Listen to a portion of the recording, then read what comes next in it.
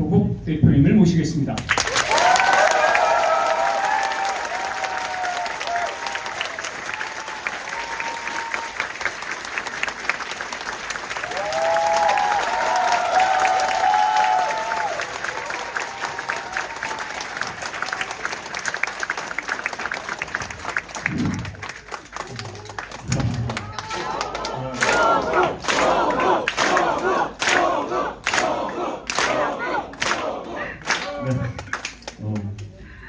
인천 당원 여러분 반갑습니다.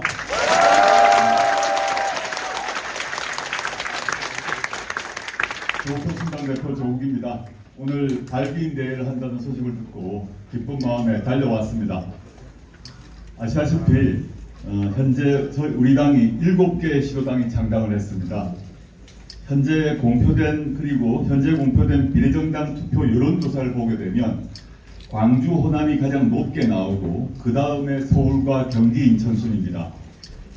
인천시당이 이제 창당을 하면 수도권 지역 시도당 창당은 완성이 되는데 성공적으로 진행되어서 수도권 지지율을 견인하고 전체 지지율이 한 단계 더 상승할 것을 소망하고 있습니다. 아시다시피 우리 당이 지금 만들어진 지 얼마 되지 않았는데 아주 빠른 속도로 지지율이 올라가고 있습니다. 너무 감사한 마음입니다. 저 자신이 이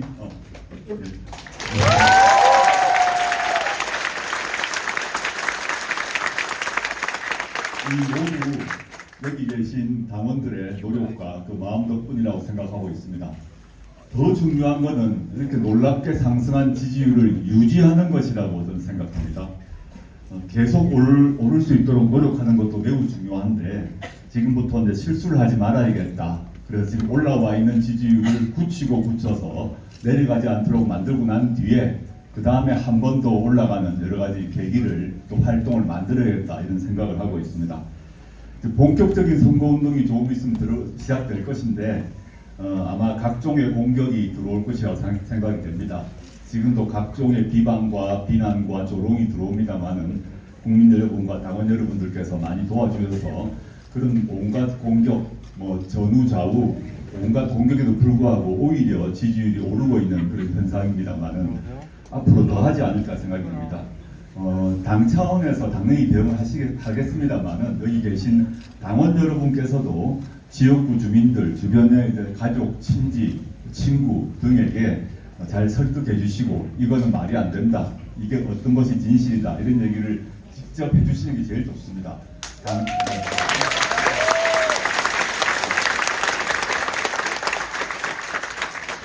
중앙당 차원에서 보도 자료를 낸다거나 해명 자료를 낼 것인데 그게 바로바로 전달되지는 않거든요. 실제 제일 중요한 것은 현장에 계신 당원 여러분들이 본인의 친구, 지인, 친척들에게 기사를 보낸다거나 또는 유튜브 동영상을 보낸다거나 쇼츠를 보낸다거나 이렇게 해서 읽어봐라 이렇게 얘기하는 것이 훨씬 더 중요하다고 저는 생각하고 있습니다.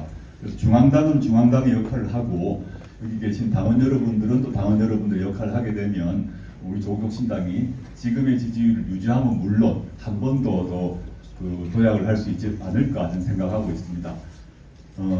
이번 선거에서 다시 한번 제가 강조드리고 싶은 것은 제가 모든 그 방송 인터뷰 등에서 계속 강조하고 있는데 이번 선거의 핵심적 과제는 윤석열 정권의 심판입니다.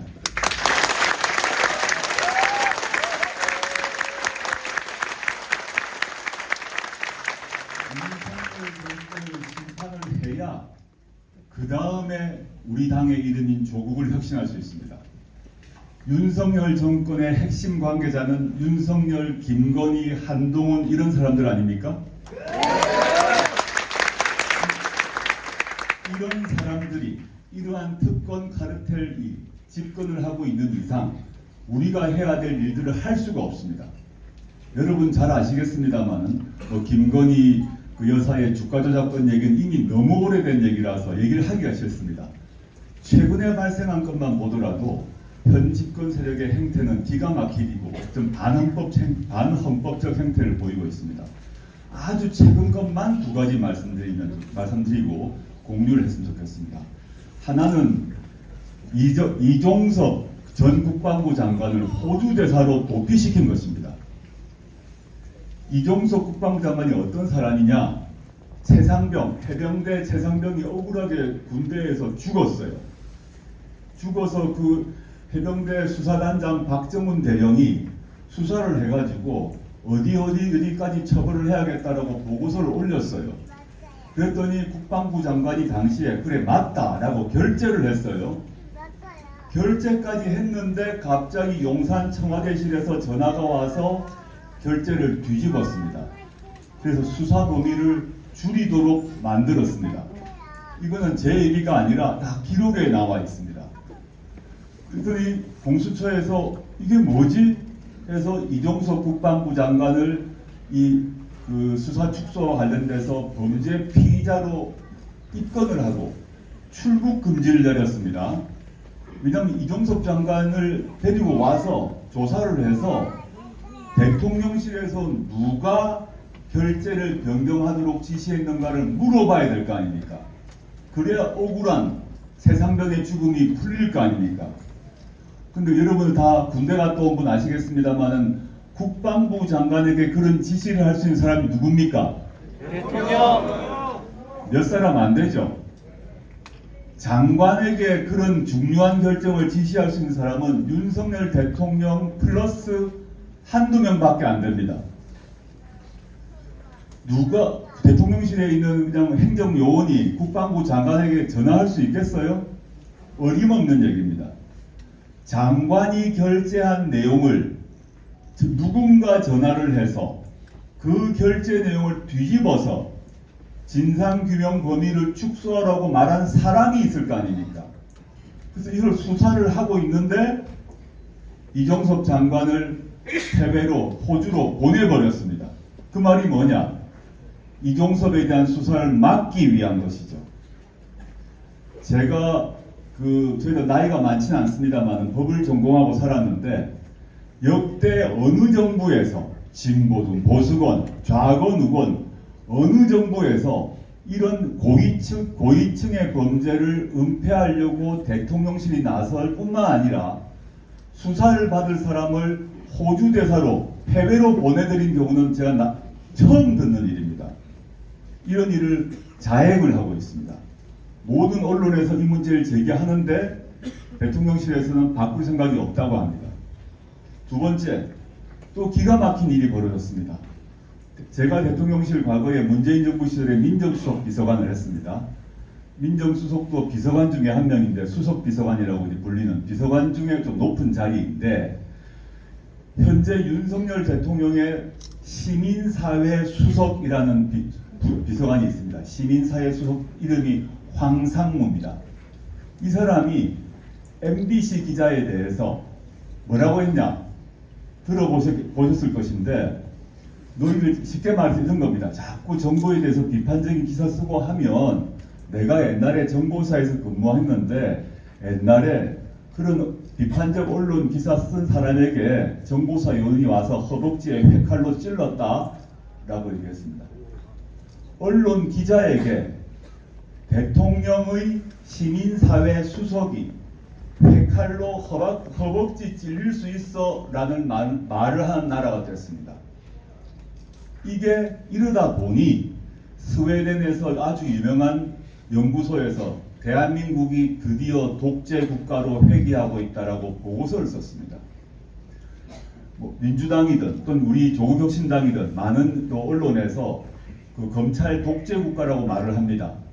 검찰 독재 국가란 말이 그냥 우리가 화가 나서 그냥 우리 기분 나빠서 이런 게 아니라 지금 제가 거론되었던 두 가지 예만 보더라도 그 이전에 있었던 일이 아닙니다. 과거에 예컨대 보수 정부인 이명박 정부 때 이명박 대통령의 수석 비서관이 언론 기자들에게 회칼로 찔릴 수 있어 이런 말 안 했습니다. 감히 못했습니다. 얼마나 자신감이 있으면 얼마나 오만하면 그 비판적 기사를 쓰는 기자에게 회칼 2번 찔려야 된다라는 말을 할 수 있겠습니까? 그러다 보니 스웨덴의 유명한 보고서에서 한국이 독재 국가로 가고 있다라고 말을 한 것입니다. 지난 2년간 윤석열 정권 2년간 저를 포함해서 여기 계신 당원 여러분도 마찬가지였을 거라고 생각합니다만 가슴속 깊이 분노가 쌓였다고 생각합니다. 기대도 조금 했을 것입니다. 근데 1년이 지나고 2년이 지나고 보니까 도저히 안 되겠구나 라는 판단을 하신 것 같습니다. 도대체 해결될 전망도 보이지 않고 무도할 뿐만 아니라 무능하고 어떤 곳에 어떤 자신의 행동에 대해서 책임지지 않는 무책임한 정권임을 모든 국민이 알게 됐습니다. 그런 상황에서 조국혁신당이 등장한 것입니다.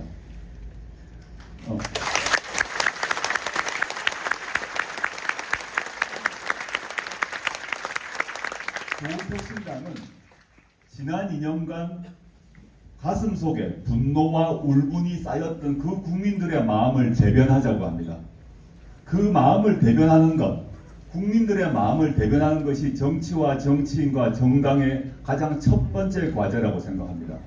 저 개인이 부족함이 있고 흠결이 있지만 제 스스로 오랜 고민 끝에 이건 도저히 저도 참을 수 없다라고 생각해서 나왔는데 저는 너무 놀랍고 감사한 게 저의 많은 부족함에도 불구하고 제가 창당의 깃발을 들었을 때 이렇게 빨리 이렇게 뜨겁게 국민 여러분들이 호응해 주실 줄 몰랐습니다. 다시 한번 너무너무 감사드립니다.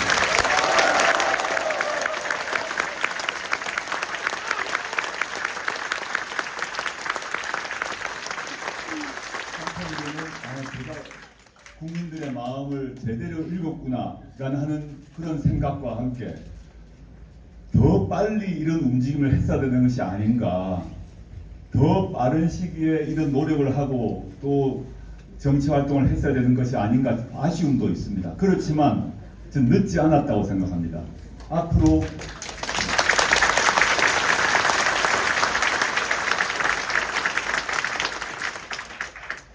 지금 이 우리의 기세로 4월 10일 총선을 치르고 난 뒤에 저는 무엇보다도 첫 번째 해야 될 과제가 아까 말씀드렸던 윤석열, 김건희, 한동훈 등 우리나라의 가장 핵심적 권력, 이 사람들의 비리와 범죄 혐의를 밝히고 처벌하는 것이 첫 번째 과제입니다.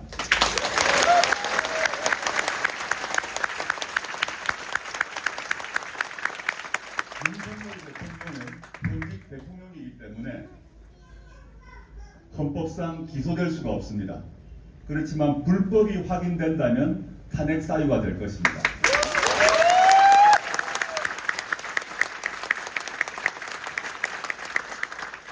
지금은 윤석열 대통령의 범죄와 비리에 대해서 검찰이 수사를 일체하지 않고 있기 때문에 불법의 증거가 나오지 않고 있습니다. 그렇지만 지금까지 보게 되면 이종섭 전 국방부 장관을 불법 출국시킨 것 증거가 나와야 되거든요. 국회에서 국정조사를 하든 언론이 취재를 하든 어떤 방식으로도 누가 이종섭을 호주로 보냈는가를 알아내야 됩니다. 이것이 만약에 대통령의 지시에 의해서 이종섭 장관이 호주로 보내졌다. 범인 도피죄입니다. 명백히 범인 도피 행위를 현직 대통령이 저지른 것이므로 이것이 증거로 확인되면 탄핵 사유가 됩니다.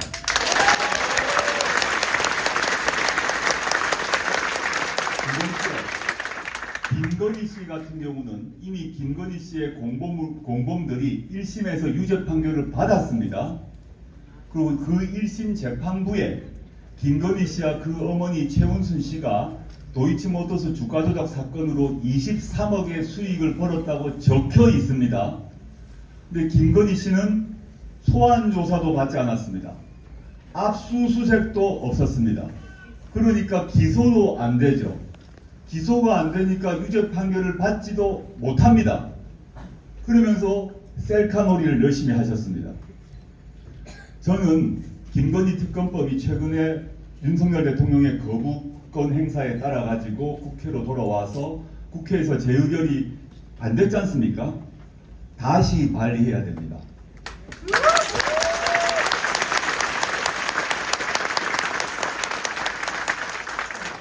도이치모터스 주가 조작 문제는 이미 1심 재판이 진행되고 있기 때문에 또 증거가 확보되고 있기 때문에 김건희 씨를 소환해서 기소하기만 하면 됩니다. 그런데 그 뒤에 또 두 가지가 밝혀졌습니다. 디올백은 다 보셨죠? 우리 모두가 영상 통해서 다 봤습니다. 제가 청와대에 근무를 했는데 첫째, 청와대에서 선물 창고가 있다는 얘기는 들어본 적이 없습니다. 만약 선물 창고가 있을 수도 있습니다. 제가 청와대를 떠나고 난 뒤에 만들었을 수는 있어요. 그러면 우리는 무엇을 물어야 하느냐? 선물 창고가 언제 만들어졌는지를 물어야 됩니다. 디올백을 받고 다음 날에 만들어졌는지, 안 그럼 최 목사가 폭로하고 언론에 나오고 난 뒤에 만들어졌는지, 그 말은 디올백을 어느 동안 가지고 있었는지를 확인해야 됩니다. 두 번째, 그 디올백을 지금은 선물 창고에 있을 것 같습니다. 우리는 현물을 봐야 됩니다. 디올백에 붙어 있는 가격표가 떼졌는지 안 떼졌는지를 봐야 됩니다.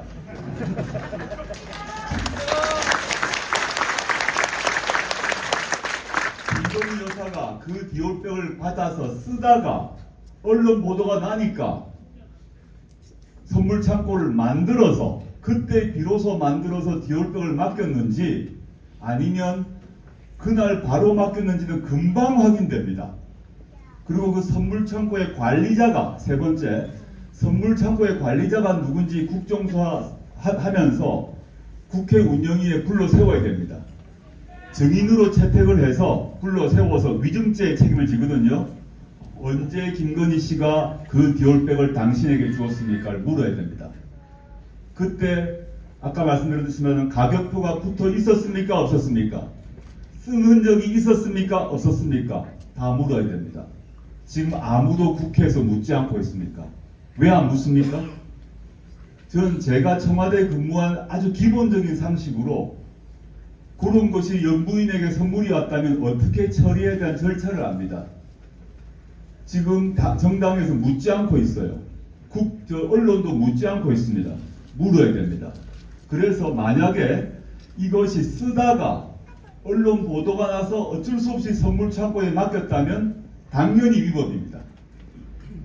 세 번째, 김건희 씨 관련해서 양평 고속도로 건이 있습니다.